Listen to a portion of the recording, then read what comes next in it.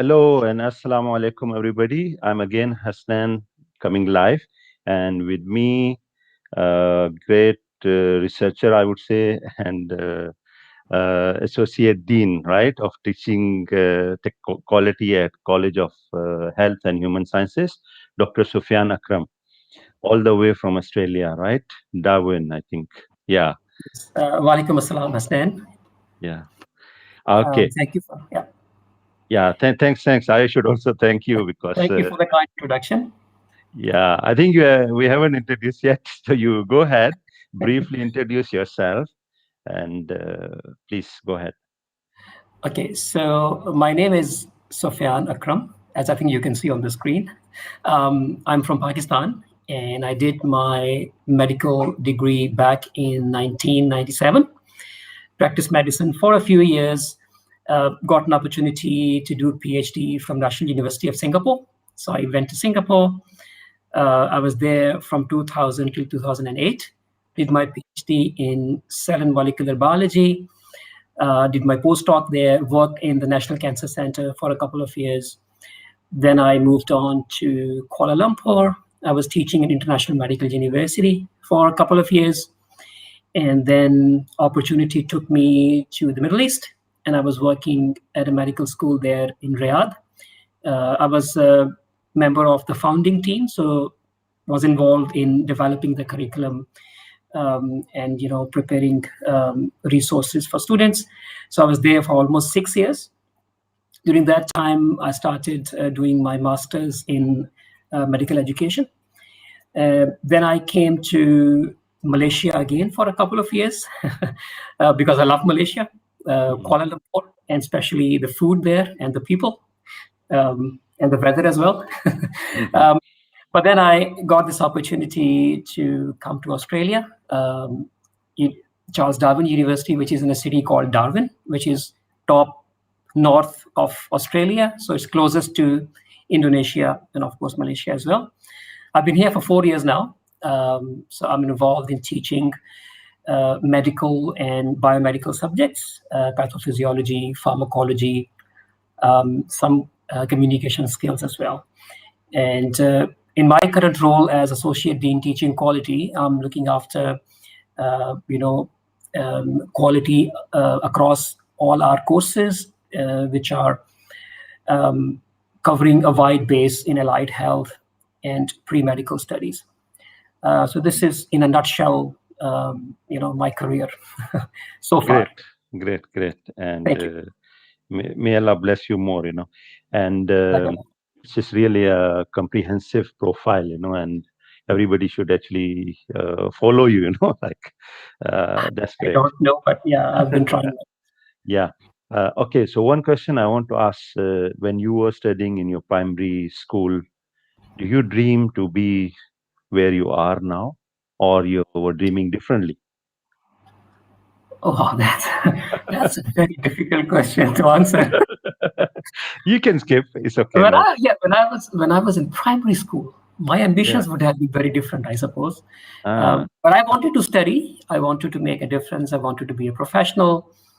But where I am today, I don't know if I was aware of, where I would be when I was in primary school. But when I was in my secondary school and post-secondary, then I had developed ambitions to become a doctor, be a professional, and I had this inclination towards teaching and using technology, whatever was available at that time. I'm talking about late 1990s, and mobile phone was just becoming available. So whatever technology was there, PowerPoint, and other presentation materials, modes. So I was trying to make maximum use of those things, engaging, people. So I think that's how I can put it. Yeah, that's great. That's great. So it's mean like you had the ambitious, right? You were ambitious to I be was, where yes. you are. Yeah. Yes, So and especially around technology. How can we use technology to help convey the message better? yeah. How could we engage people better? And I think right now the biggest challenge, because information is now everywhere. You have information overload actually. But how do you engage learners in an environment where you make information exciting and interesting to them? I think that is the biggest challenge right now, in my opinion. Yeah, that's great. So every successful person should have dream first Okay. and then just work for it, okay? And you will reach to your destination. That's great. That's great message you have given. Okay, so let's move on. And looking at for last 2 years, we had this pandemic, and a lot of institutions and companies, they started digital transformation or even expedite Yeah. this. So I think how you face this trend Okay, now, last. now, yeah. So I think this pandemic provided, an opportunity in the online space. But if you look at the landscape, I think most universities, they were not prepared, and they had to make a quick switch. And some universities, I know, they had to do it in 2 weeks' time. And what they did, they put everything what they were teaching face to face in an online format, which is not real online education. And I think they're realizing now, and they are picking up on their mistakes. So digitization of content is not online teaching or online learning. Mm. You can scan the book and make a PDF and put it online. It doesn't mean it's online teaching. So online teaching, online learning is much more than that. So I think people are now realizing, and you see a lot of articles appearing in educational, journals about engaging students in an online environment, and most of these technology platforms coming up with more solutions for people to use. So I think it is an exciting time for online engagement and online teaching and learning. Pandemic has definitely provided an impetus, an opportunity. So yeah, so I think it is an exciting time to be in this space right now. Yeah, and I can't agree more what you just now mentioned. Like it was a remote emergency learning mode, Yes, so a lot of things were not what it should supposed to be, and exactly. yeah, and now things are improving. So that's very nice point you have shared. Yeah. Okay, and I noticed your profile. Looking at your profile, you have been to different countries, different institutions, and Yes. you have engaged. I thought you were. I read your profile. You were in Saudi also, Middle Yes. East, and all that. So how you rate uh, difficulty or challenges you face engaging learners, from this different background, and how you overcome that? Okay. No, I think learners are same wherever you go. Learners are universal. They are not segregated by the language they speak or the culture they belong to. Learning is universal. So the basic principle, I think, stays the same. But of course, you have to engage different types of tools. You have to be mindful of the cultural considerations and so on. So if I go back in time and think about my career in Riyadh, in Saudi Arabia. So I was teaching at the College of Medicine at Al Imam University. So they started their College of Medicine in 2010. This is when I joined. So I was one of the few members who started the college actually. So we were just four in number, two basic science and two clinicians to begin with. And we wrote the curriculum, and our dean was very visionary. That was I think, the best thing. He wanted to try everything. He wanted us to think out of the box and provide our students with the best learning experience. And he gave us an empty canvas to try whatever we wanted. And he provided us all resources. So that was the best thing.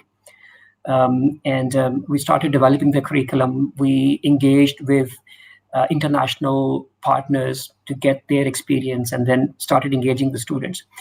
And the students there, what I noticed, are very humble. They're very down to earth. They want to learn, and there is a bit of language barrier. But if you use, as I was telling earlier, if you use proper engagement tools, and if you break the information into smaller bits, and after conveying some information, you get feedback from students whether they are following what you are telling them. Uh, then that helps you in making sure that your lessons are mm, going across and the students are getting the maximum benefit from it. So I mm. think apart from that, there was no other challenge. It was a very conducive environment for learning and teaching. I'm still in touch with some of those students who have graduated now, and Mhm. they have become doctors, and they have some of them have done their postgraduate training even. So yeah, That's good. That's not good. sure. Yeah. Um, so looking at your profile, I will categorize into three different roles, like one would be maybe your core area, like cell or what was that, molecular biology, right? Cell and molecular biology. So I was looking That at cell signaling in cancer, Hmm. cancer That cells. yeah, that would be like a faculty role. And Yeah. second role, I'm just going to highlight first, and then I'll ask particular question in different roles. Second All right. role, I would say, and correct me if I'm wrong, because I'm just reading your profile. And second role would be your medical educationist role, and the last role which you are currently as a more management point of view, like associate dean. And Yeah. so now I need advice in all these three roles for juniors who are going to start, and what kind of skill set they should. Okay. Yeah, hopefully You, you it's have a easy question. you have prepared all sorts of difficult questions for me. Oh, okay. No, All I right. mean, just yeah, recall whatever we can I deliver. Hmm. I myself am a learner, and I'm learning every day something new. So I will share my learning experience. I Perfect. can say I'm providing advice. I'm sharing my learning experience. So whatever I've learned through the years. So so the first thing that you mentioned, my PhD was in cell and molecular biology. So Mm, so I have done uh, some research. I've published some papers in that particular field. But my interest has been more in teaching and learning than research. So if you see my profile, mm, I've kind of shifted more towards teaching and learning. And that's why I yeah. did my master's in medical education and now in the role of looking at teaching quality. So yeah, so in that area, I've done some research. I've taught subjects related to cell and molecular biology, and I always love Mm. talking about the topics. Um, Now the second part was medical education, right? Medical education, yeah. Yeah, that is, I think that is the core of my um, Mm, my career. So my um, main activity, you can say. So I've been involved, as I told you, I've been involved in putting the curriculum together when I went to the Saudi Medical College. That was a very good learning experience. We had consultants like Ron Harden, who's a well-known expert in medical education, coming to us every 3 or 4 months. We sat with him. He provided us a lot of guidance in preparing the curriculum. mm, Um, and we tried out different things, and we were able to experiment a bit, and see how students learn and what works, what doesn't work. So that gave me a very good experience. And after that, when I was in Kuala Lumpur, in your company, learned a lot from you as well, and I was also head of human biology division, mhm, where we teach basic sciences to the medical students at IMU and also to allied health students. Being head of division there, so I had about, I think, 18 or 20 staff members in the department, and the best thing that I enjoyed in IMU was the integration of basic sciences. So horizontal integration and also vertical integration to the clinical sciences, the way curriculum is panned out. So I enjoyed that, where you have constructive alignment mm, between your subjects and the assessments and learning materials. So I enjoyed that part. And I played some role as well in refining the curriculum and making sure that our approach is student centered and Mm, the content are constructively aligned, fit for purpose assessments, and all that stuff. So that has been my medical education journey in Malaysia and Saudi Arabia. Since I joined Charles Darwin University here in Australia, so Charles Darwin University is a regional university located in Darwin, which is it's a small city, as I was mentioning earlier, is the top of Australia, mm, the top tip of Australia. yeah. And we have different colleges in the university. I'm in the College of Health and Human Sciences. So this college, we have courses from clinical science, medical laboratory science, biomedical science, to psychology, social work, health science, health policy. So it's a wide range of courses related to health. So physical health, mental health, social health. So Mm, in my current role as the associate dean, I have been involved in all these different courses, their accreditation processes, alignment of content. So I have gained, I think, a lot of knowledge about different aspects of health education since I have been at CDU. Yeah. So, and my role as associate dean teaching quality is making sure that across all courses, all disciplines that we teach, we have a standard of teaching and learning. Student engagement is there, evaluation of teaching and learning.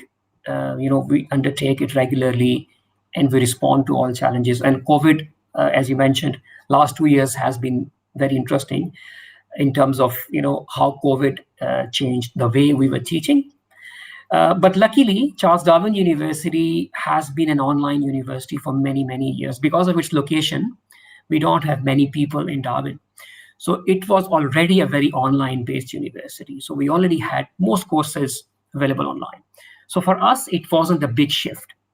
We had to mm, fine tune a few things and we were there. But as I mentioned earlier, many other universities, they had to um, suddenly, wake up to a new reality and they had to make changes. And in those changes, they made some very basic mistakes in the beginning. But now gradually things are improving and they are becoming more knowledgeable in online teaching, as I great. should say. So I think that's in a nutshell. Yeah. So just to Yeah. summarize what you have mentioned, Yeah. uh, anyone in any career, they must know the theoretical part first, and then Yes. willing to learn on job. Willing to learn. Yeah. Yeah. Willing to learn. And Exactly. try to be in a company of gurus in your areas, and that would Yes. expedite your And learning.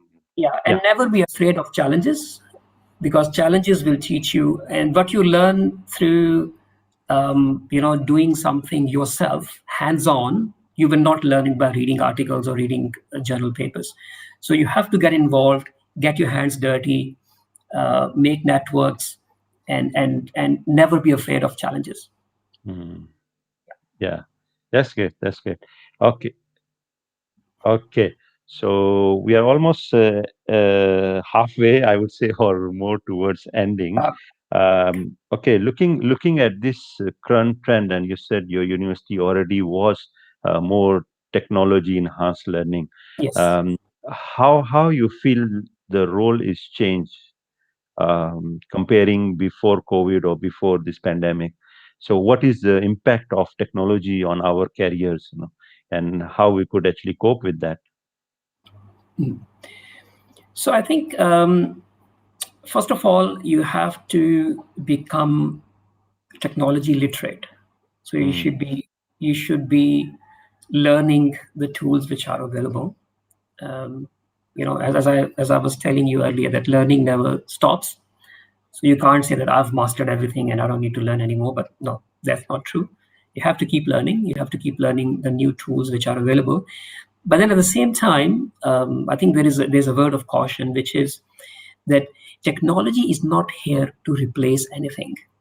mm, Technology is here to help us deliver our teaching Mm. better. Yeah. Because some people, when you talk about technology, they immediately think, oh, you're going to replace everything with technology. Mm. The technology is not there to replace anything. Technology is there to make our life easier. Technology is there to facilitate how Mm. we teach, how we learn. So this is what technology should be used for. So the Mm. pedagogy of learning and teaching is not going to change, right? But how you deliver that pedagogy will change Mm. based on the tools which are available and based on what each tool can provide you. Not every tool can provide you everything. So you Yes. have tools which have limitations. Then you have to look for other tools. So you have to have a bag of tools with you, and you Mm. have to choose the tool according to what you need to do. So first thing would be, what is the end result you want, right? What are your learning outcomes? What are, at the end of any session, what the students should know, or what skills should they have gained? And then you choose the right tool that helps you achieve that.